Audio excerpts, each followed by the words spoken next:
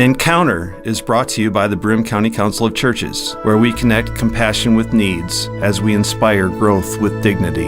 You'll find us in special places throughout the community. For those who remain hungry, we provide meals. For those who are challenged, we build wheelchair ramps. We comfort those who are ill, minister to those who are confined, and we remain an advocate for change and understanding on behalf of every element of our community. Connect and inspire. Encounter the Broome County Council of Churches. Good morning and welcome to Encounter. I'm your host, Dave Alexander. Today I have Mike Leahey. He is the director for CHOW. Welcome, Mike. Hey, thank you. Great Good morning. to have you on again. It seems like we touch base a couple times a year. First, tell us a little bit about yourself and why you are working at Broome County Council of Churches. Oh, goodness. I'm working at Broome County Council of Churches to help our community. I feel very blessed to be in the position that I'm in to serve the community in the way that the council wants CHOW to serve the community. So, we make sure that we have food to supply the 30 pantries and soup kitchens that we support. And we basically interact with the community to collect that food and to put it out free of charge. So CHOW is really a catalyst of the community's love. Okay. Now, there's a lot of great things beginning to happen. Yeah. And one of the first things, the CHOW farm, Yes. which is up on Conklin. Yes. And I know the request has gone out for asking for volunteers or groups. Tell us a little bit about that and the whole purpose and what you're looking for. Absolutely. So last year we had a great year with our CHOW farm. We had over 5,000 volunteer hours go into the setup, the maintenance, and the harvest of our farm. That collective effort brought in about 7,000 pounds of produce, and that's through our farm and our project partners. This year we're looking to do the same thing. The project's going to be exactly the same. We're going to be looking for people to come down and help us grow the food and to harvest the food and help maintain the farm while it's going on. And the goal will be that we're going to supply our pantries and our soup kitchens with as many fresh fruits and vegetables as we're able to. We're looking for volunteers to help at that site.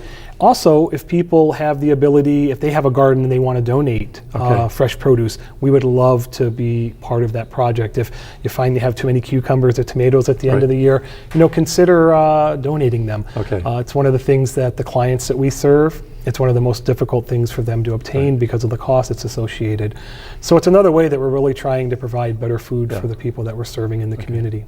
Now, I was going to say, people having their own gardens, they need to maybe call you ahead of time and say, we're going to do this and we're going to bring some stuff up, or can they just show up in the fall with here's produce for you? Absolutely. We could do either. If it's a large enough plot, we could send some people out to pick some of the stuff up.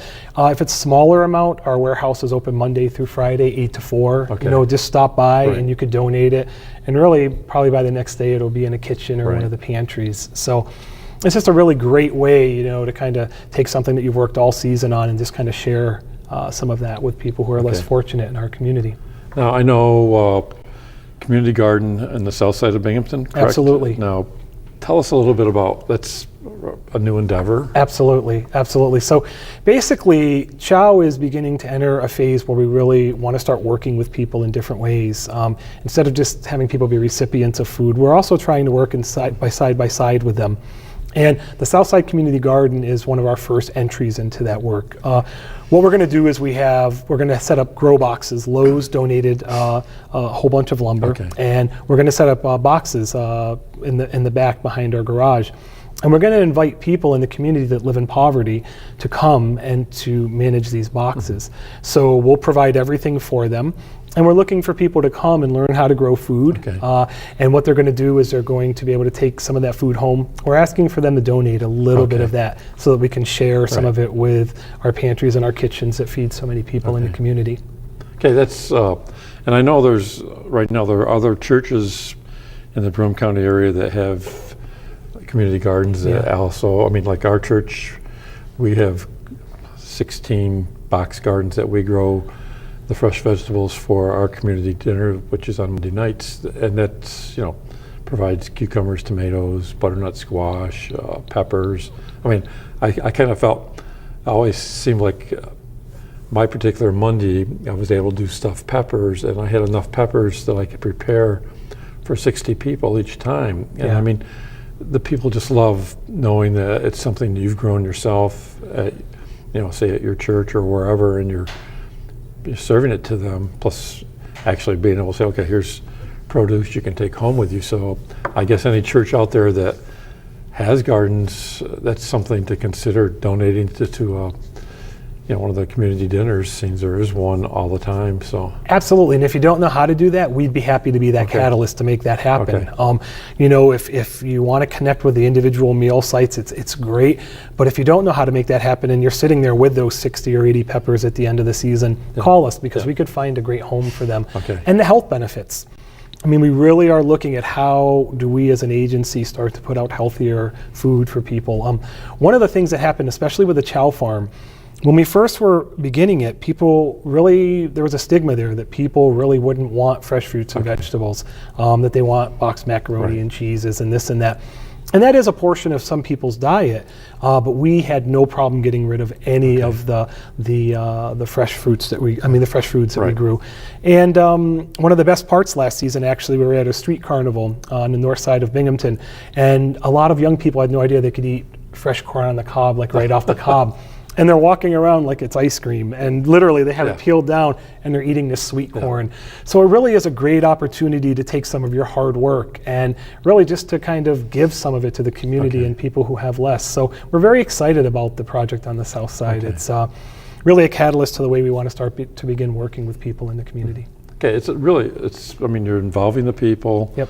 It's benefiting them, it's benefiting you, so it's just a win-win situation for everybody. Yeah. And I think the more people who can get out doing their own gardening, and all you have to do is go to the grocery store and you see what the price of fresh vegetables is. I mean, it's easier to go buy the seeds or even buy some plants and plant them and reap what you've grown.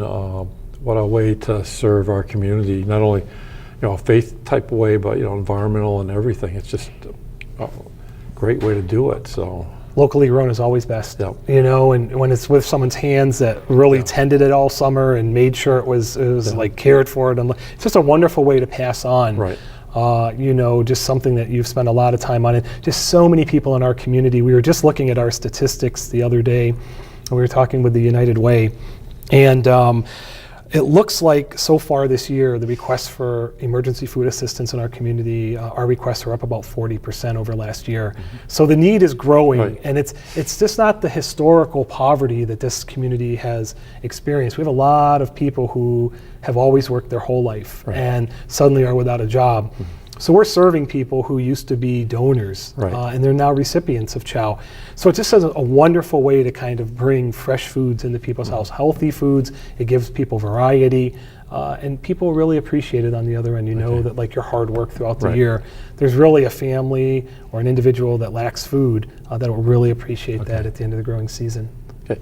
Now, I guess one of the really big things you have taken over or received a school bus. Yeah.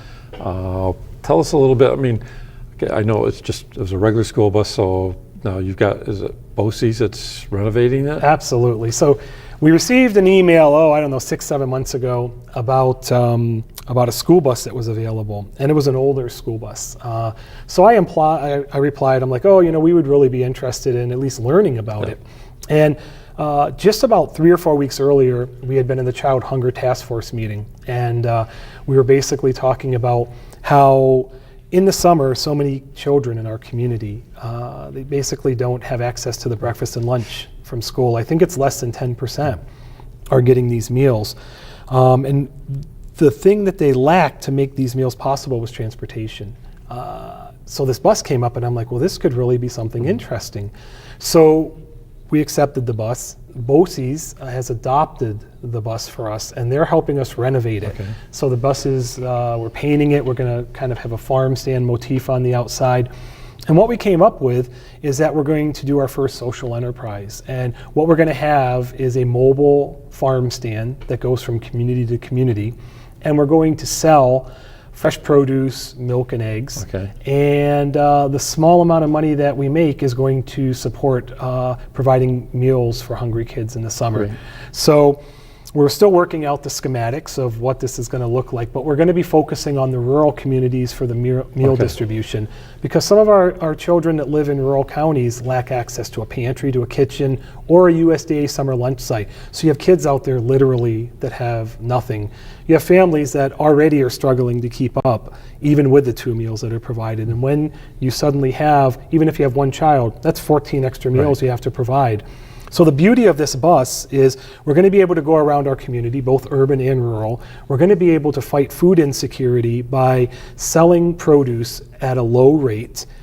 The little bit of profit that's going to happen is going to go into a summer feeding program for kids. So we're not only going to be dropping off 3 days worth of lunches to kids, but also 5 days worth of pantry food for each one of their family members. Right.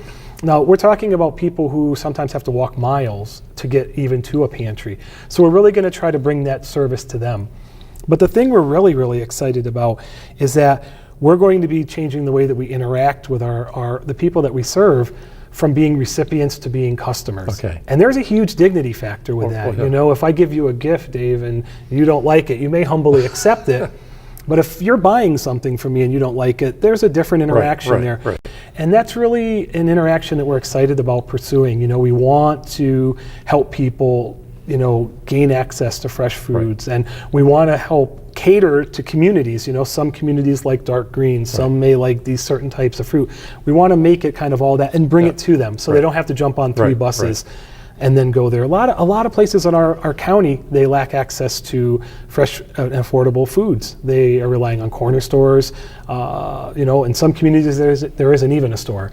So we really want to kind of bring this market to them and help people help fight food insecurity by expanding what people can purchase with the limited resources that they have. And we're really trying to figure out that whole dignity aspect. We want to make sure that people have a dignified experience, and there is a dignity to buying the stuff that you have. And so many of our families also work. It's, you know, we're looking at the stats, but probably over 50%, someone in the household is employed, usually a low wage earner. But we want to figure out how to cater ourselves and be able to provide healthier foods for you know, the population that we serve. Well, I would think, like you said, being able to say, okay, we're going to sell to you at a low price, it makes them feel they're really, it's not, well, I'm getting a free handout, I'm paying a little bit for it, and they feel, definitely they'll feel better about themselves because they know they've given something toward it. So that is a great way. Plus just the fact having a bus out in the community with the name on it, the recognition factor may help more people to say, okay, you know, canned goods or whatever, we'll donate that to CHOW for something like this. So I think it's a great way to really publicize the whole program, because now you got something visual going around the community. So it's a win-win all the way around. Absolutely. The support for this bus has been phenomenal. Starting with CEFQ, who really gave us a huge collaborative grant. We won first place in the whole state.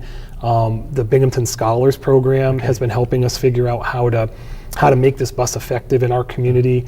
The Binghamton Philanthropy Incubator just awarded us a grant for this bus.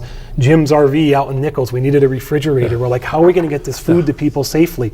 They graciously donated a very nice refrigerator freezer unit that'll fit in our bus.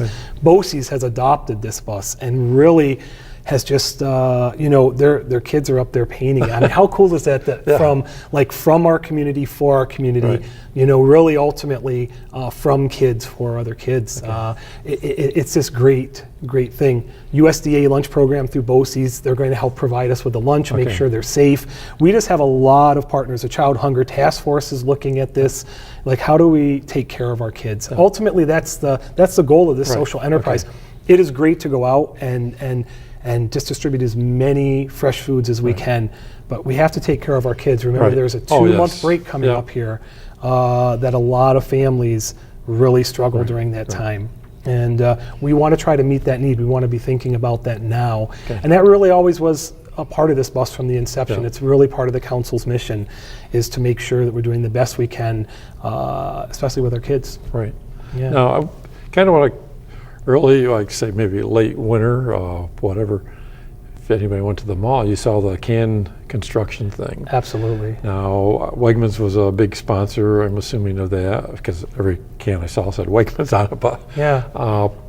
I mean, now, what kind of came up? Why did you do something like that? And I guess it's going to be an ongoing thing, from what I heard. Yeah, it's a partnership with us and the food bank. And so basically, we were fortunate enough, the local Broome Leadership Institute wanted to do an event that would support the entire community. They chose hunger to pursue. And so basically, they partnered with both of us. And all of these great groups came together, engineering firms, BOCES, I mean, all these different groups. And they built these great structures in the mall. And they had teams, they had to come through with plans, they developed these structures. And basically what happened is there was also a fundraising component. So not just the food, but there was a fundraising component behind the whole thing. And all these groups came, they really highlighted hunger in our mall, which is one of the biggest areas that people go to shop, you know, so it really put the face of hunger right in the community, saying this is kind of what we're doing. Wonderful event, widely accepted. We ended up getting over 20,000 pounds of food that was distributed in our community without charge, and it was just a wonderful, wonderful event. It was really great to see the heart that people put into these structures. And just taking it down, when I was talking with helping them take the structures down, people were, well, you know, where's the food going to go? And I was talking about the childhood hunger part of it. And I was talking about, you know, we're going to stock our pantries. And they were just so excited that they could be part of something like that. So really the heart of that event was just incredible, and we're thrilled that it's going to go on next year with such a large food deficit in our community. You know, with all of the sources combined, we're putting out around 3 million pounds of food. There's almost an 8 million pound deficit. That's the estimate that Feeding America provides. So we're not even halfway there yet. So events like this are critical, critical for you know, fighting food insecurity in our community. It was really nice to have a collaborative partnership with BLI and the food bank. It kind of highlights what we're doing. You know, the food bank brings the national and regional donations, and CHOW brings the local donations. So we're really trying to focus that on how can we best serve our community with the way that both of us uniquely operate. The proceeds from that event, the food bank's going to use them for the backpack program.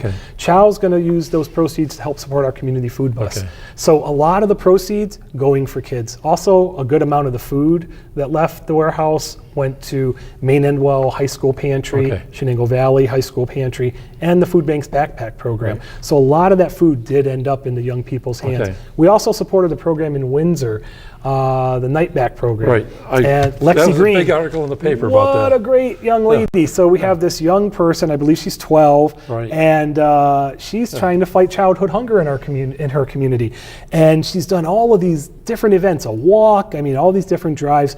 We really wanted to support her cause. We love her spirit. We love the way that she displays volunteerism. And it's always wonderful. You can really see what a young person can do when they put their heart and soul into it. And we had a press conference that kind of ended the construction, and she was part of it. And she stole the show. I mean, everyone just kind of fell in love with what she was doing. And it's really honorable.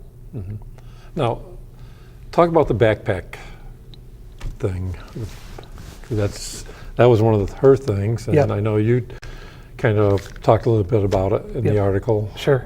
So it's a food bank program, and they're in most, if not all, of the schools in Broome County. And what they do is they provide a weekend supplement for meals for kids. So young children that lack food security, they're able to bring a backpack full of food home for the weekend. It kind of gets them through.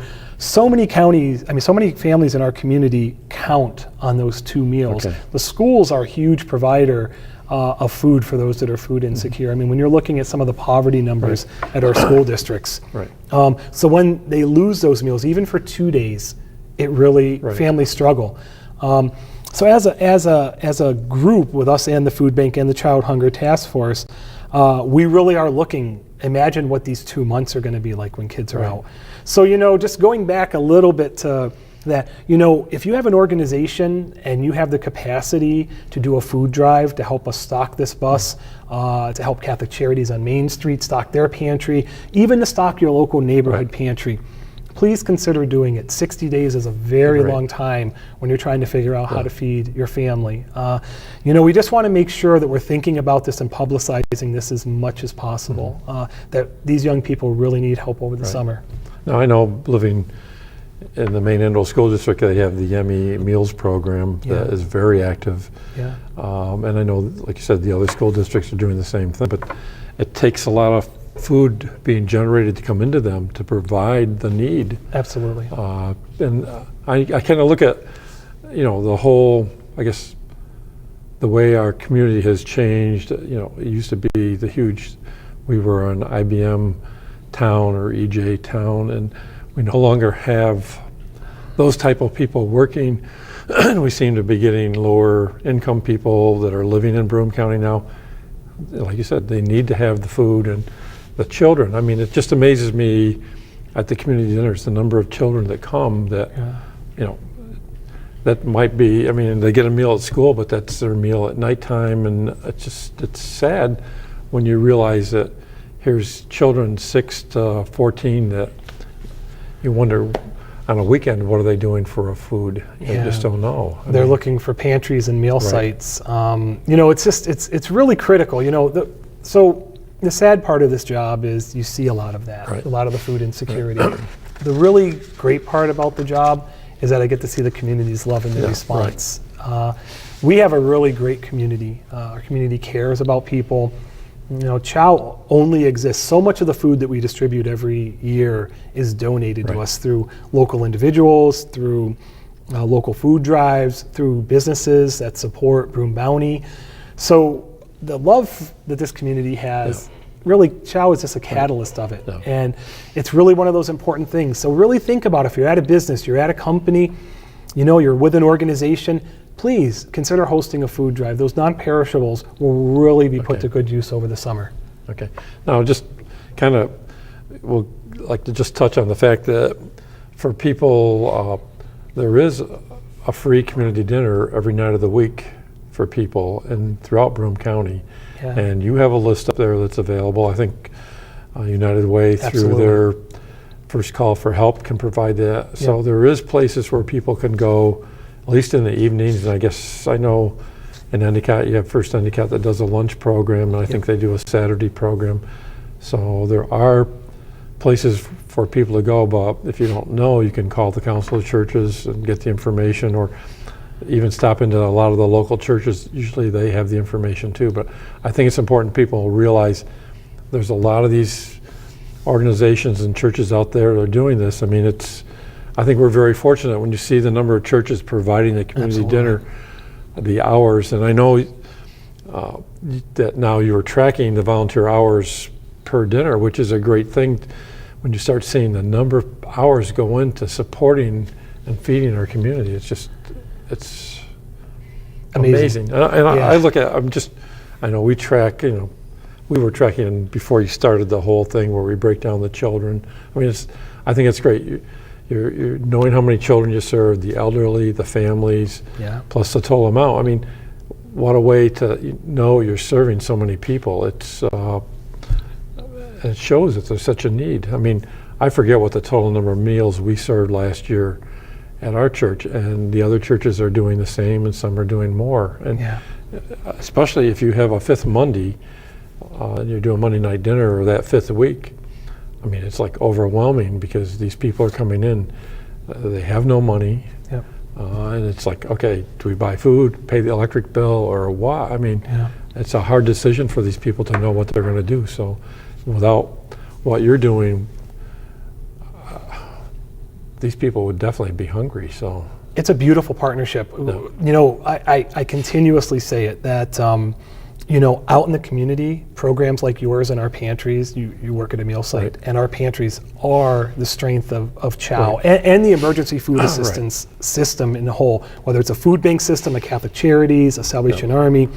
You guys are our frontline champions, and it's the work and the effort that you guys put forward that really allows this entire system to work. And even in-house, I look at it and I say our warehouse folks are our most important part. It's not an administrator or something like that. It's the people who are taking the food and making sure it's safe. and getting it out. And we're just very thankful for those partnerships. So many people of faith in this community support this effort. When we're looking at 2013, 2012, just on our pantry side, there were about 25,000 hours volunteered in CHOW.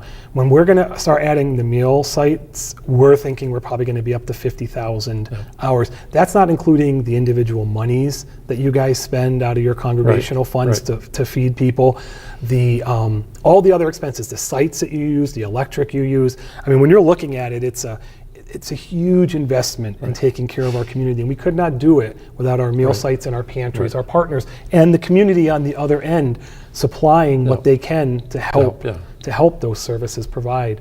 So it's really just it's a beautiful relationship that we have, and we're just very blessed, and we feel very fortunate for those partners. Well, I guess I just like to say I know the support that you provide to all these groups. I mean, you've had. You have a couple meetings where everybody comes up and discuss, all the new things going on and stuff. And I mean, you really keep everybody informed and let them know what's going on and what we can be doing better to serve the people. I mean, because before it seemed like people were a little bit in the vacuum until it all came under the auspices of the Council of Churches and doing this type of program. So it's great to know that there's an organization supporting us to do this, because and I kind of look at it, I mean, the food that I pick up on a weekly basis, I mean, that helps us from a standpoint of trying to fund the food, because if we get some meat and bread and stuff and then we just have to buy a little extra, it makes a big difference, and you can make things go further and offer when the people come. I mean, we've kind of got to the point now where if someone says they need toilet paper or whatever, we just take it out of what we have at church there and say, hey, this is yours. Because you don't realize, people, they don't have that stuff. They don't. So it's very important. They don't. The average family in our community that lives on SNAP, they have about enough money to buy 20 days worth of food. They get very little personal supply money. It's really it's a tough situation, and so many people are working on top of that to try to match the two to make it. And it's really, it's a tough situation. We want to continue to do whatever we can to support the programs that we have. It's the 30 pantries. We have 30 meal sites in our community that provide 55 meals a month. If you can imagine that, how much effort that takes. Just amazing. And we're just seeing really increased rates of need. The meal sites are incredible. Pantries are incredible because people get 5 days worth of food for each person. The meal sites, a lot of people are counting on those meals because they've run out of everything at home. I heard so quickly. How time is